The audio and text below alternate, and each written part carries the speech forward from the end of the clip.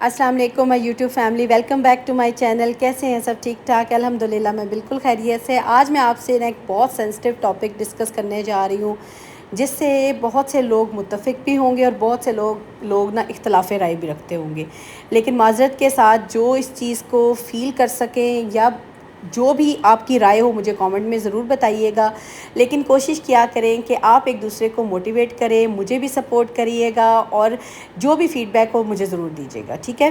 اچھا جی، آتے ہیں اپنے ٹاپک کی طرف۔ خیر، میں نے بہت سی ایسی چیزیں دیکھیں، سمجھی، پھر میں نے سوچا آج اس ٹاپک پہ بات ہونی چاہیے کہ ایک عورت ہی دوسری عورت کی دشمن ہے۔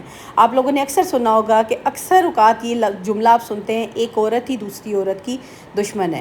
کبھی یہ سنا ہے کہ ایک مرد بھی دوسرے مرد کا دشمن ہے؟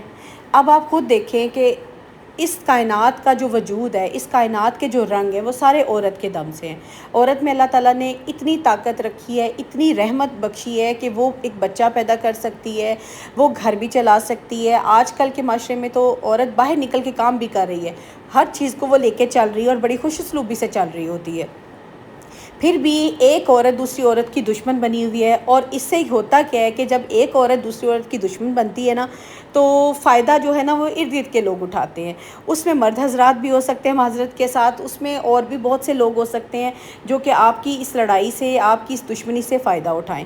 تو آپ نے دیکھا ہوگا کہ آج کل جو ہے ہماری سوسائٹی میں بھی دیکھ لیں، ویسے بھی اوورال پوری ورلڈ میں دیکھ لیں کہ عورتیں جو ہے نا وہ ایک لیول پہ آ کے نا، کمپنیز کی ہیڈز ہوتی ہیں یا کچھ ہوتی ہیں، تو وہ ایک لیول سے آگے نہیں بڑھ سکتی۔ بڑھتی ضرور ہیں، پہنچتی ضرور ہیں، لیکن آپ ان کی جو پرسنٹیج ہے وہ دیکھیں کم ہے۔ کیوں؟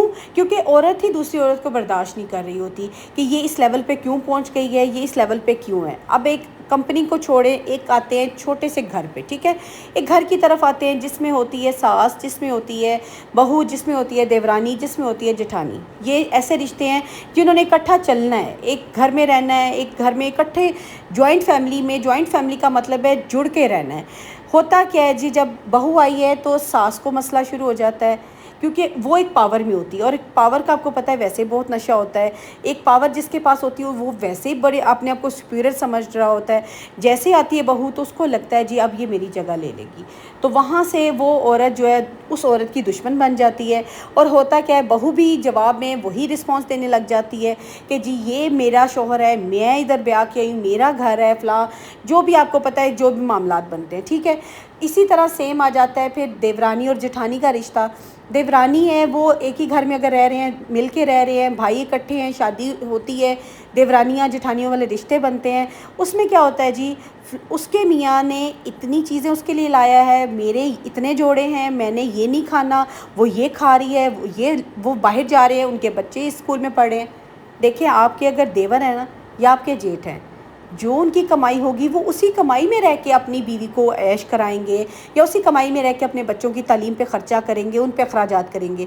اگر آپ کے ہسبینڈ کی کمائی اس سے کم لگتی ہے، اگر آپ پڑھی لکھی ہیں، تو آپ کوشش کریں کہ اپنے ہسبینڈ کے ساتھ سٹینڈ کر جائیں، اتنا ان کو کریں کہ سپورٹ کریں اپنے میاں کو کہ آپ اس لیول پہ آ جائیں، نہ کہ آپ گھر میں ایک بدمزگی شروع ہو جائے، دیورانی لڑ رہی ہو جٹھانی کے ساتھ اور جٹھانی لڑ رہی ہو دیورانی کے ساتھ، اور نظر کچھ نہ آ رہا ہو، اندر خانہ جو ہے نا یہ چیزیں چل رہی ہوں کہ حسد، جلن، ایک دوسرے کے ساتھ چھوٹی چھوٹی باتوں پہ بحث مباحثہ، کبھی بچوں کی بات لے کے، کبھی میاں کی بات لے کے، کبھی کچن سے ریلیٹڈ کوئی نہ کوئی بحث اور مباحثہ چلتا رہتا ہے۔ تو یہاں پہ میں آپ کو یہ بات سمجھانے والی ہوں کہ عورت کی دشمن ہے، تبھی ارد گرد کے لوگ اس چیز سے فائدہ اٹھا جاتے ہیں اور آپ کا ہمیشہ نقصان ہو جاتا ہے۔ یہاں میں آپ کو نا ایک واقعہ سناؤں گی، ایک بڑا ہی روٹین کی ایک تھی، ہماری ایک محفل تھی، بیٹھے ہوئے تھے، گپ شپ ہو رہی تھی۔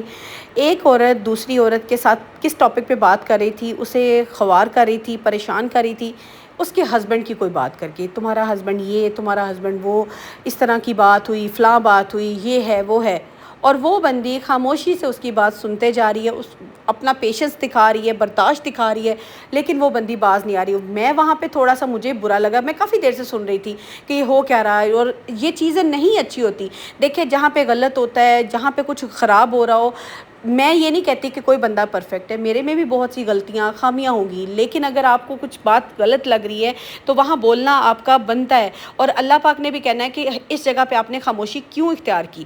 میں نے وہاں پہ کہا کہ اگر آپ کو ان کے ہسبینڈ کے ساتھ کوئی مسئلہ ہے یا آپ کو یہ بات بری لگ رہی ہے یا یہ آپ کے ساتھ ایشوز ہیں تو آپ ڈائریکٹلی کیوں نہیں ان سے بات کرتی؟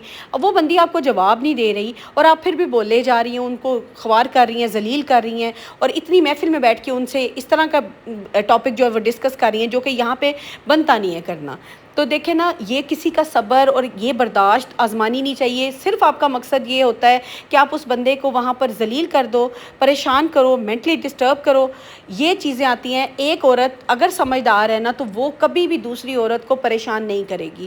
یہ ہمارے معاشرے کا ہی نہیں المیہ، یقین کریں کہ پوری دنیا میں یہ معاملہ ہے کہ ایک عورت دوسری عورت کے بارے میں بات کرنے سے رہتی ہی نہیں ہے۔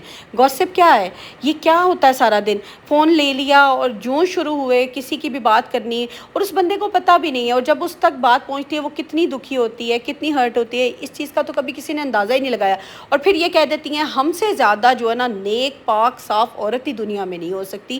جب آپ کسی کی برائی کرتے ہیں، غیبت کرتے ہیں، چگلی کرتے ہیں، اس کے پیچھے اس کی برائی کرتے ہیں، اور صرف گڈ بکس میں آنے کے لیے کہ میں آپ کو یہ بات بتا رہا ہوں یہ ایسے ہے یہ ایسے ہے، صرف گڈ بکس میں آنے کے لیے آپ کسی کی بھی برائی کرتے ہو، کسی کی بھی چگلی کرتے ہو، کسی کی غیبت کرتے ہو، یہ نہیں سوچتے کہ ان کا گناہ کتنا ہے، آپ کو کتنا بڑا اس کا گناہ مل رہا ہے، اور یہ کسی کی غیبت کرنا کتنا بڑا گناہ ہے، اس کا آپ کو پتہ بھی ہے کہ ہمارے اسلام میں ہے کہ اگر کوئی کسی کی غیبت کرتا ہے تو وہ وہ اپنے مرے ہوئے بھائی کا گوشت کھاتا ہے۔ پھر بھی انسان کو یہ سمجھ نہیں آتی کہ وہ یہ سارے کام کر رہا ہے، کسی کو تکلیف دے رہا ہے، جب اس تک بات پہنچے گی۔ آپ نے تو اپنے تھوڑی دیر وہ کہہ لینا ایک چسکا پروگرام کر لیا، فون کیا، کسی کے ساتھ گوسپ کی، مزہ لیا، تھوڑا سا فریشنس فیل کی، اپنے مائنڈ کو فریش کیا، لیکن جب اس بندے تک بات پہنچے گی وہ کتنا ڈسٹرب ہوگا۔ اور ہم یہاں پہ کیا کہہ دیتے ہیں کہ جی مرد ہمیں ایسے نہیں رکھتے، مرد حضرات ہمارے ساتھ خراب ہے، مرد حضرات ہمیں ٹھیک نہیں رکھتے۔ دیکھیں یہی چیزیں جب مرد تک پہنچتی ہیں کہ فلاں عورت کی دشمن ہے، تو یہاں پہ مرد حضرات بھی تو فائدہ لیتے ہیں نا۔ اب ایک گھر میں دیکھ لیں، سسر ہوگا، شوہر ہوگا، جیٹھ ہوگا، دیور ہوگا، جب وہ دیکھیں گے کہ عورتیں آپس میں بزی ہیں سارا دن، تو بس ٹھیک ہے جی ان کو بزی رہنے دو۔ تو آپ اپنے میں اتفاق، اپنے میں محبت اور ایک ایسا رشتہ ہموار کریں کہ اگر آپ جوائنٹ فیملی میں رہ رہے ہیں نا، اکٹھے رہ رہے ہیں، تو آپ اگر ایک کسی کی بات اگنور کرتے ہیں نا، اوائڈ کرتے ہیں، اس کی معافی کر دیتے ہیں کسی بات پہ، تو انشاءاللہ اس چیز پہ یقین رکھیں کہ دوسرا بھی آپ کی کوئی نہ کوئی بات اگنور کر دے گا۔ اور جب اگنور والا فارمولہ اپنائیں گی نا، چیزوں کو چھوڑنے والا فارمولہ اپنا لیں گی، تو سچ میں گھر میں سکون پیدا ہو جائے گا۔ تو اسی طرح سے جب ایک عورت کی دوست بن جائے گی نا، ایک عورت کی ساتھی بن جائے گی، دکھ کی ساتھی، سکھ کی ساتھی بن جائے گی، تو یہ جو ایک جملہ ہے نا ایک عورت ہی عورت کی دشمن ہوتی ہے، یہ بالکل سرے سے ختم ہو جائے گا۔